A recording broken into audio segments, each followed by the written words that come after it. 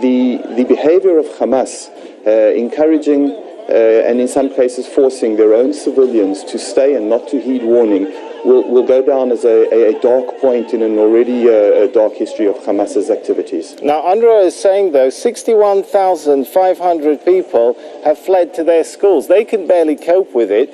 A lot of Palestinians say they have nowhere to go. Would you open the siege on Gaza and let these people flee to somewhere safe other than that very narrow strip along the Mediterranean coast where people are stuck?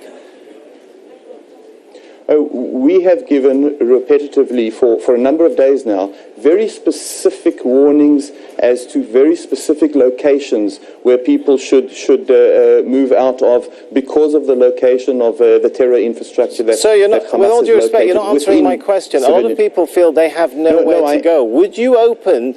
You're imposing a siege on Gaza and talk about people not having left the danger zone. Would you let people out of Gaza?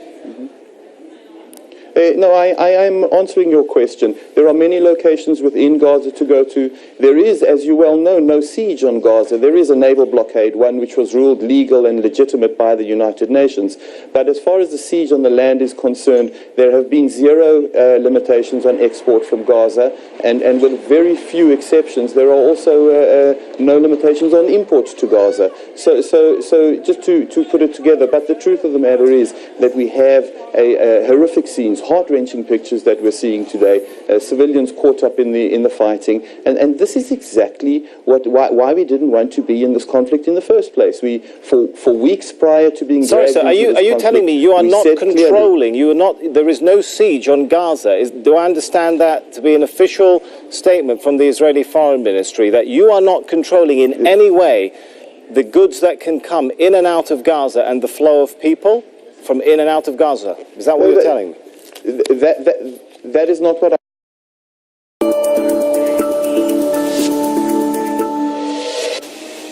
Gaza health officials say at least 7 people were killed when Israeli tank shells hit a compound housing a UN school in the northern Gaza Strip during clashes with Palestinian militants. Gaza health official Ashraf al-Qidra says the 7 were among hundreds of people seeking shelter in the school from heavy fighting in the area. The Palestinian Red Crescent confirmed that 7 people were killed by tank shells at the school in the northern town of Beit Hanoun. UNRWA, the Palestinian Refugee Agency, has said it has found militant rockets inside 2 vacant schools.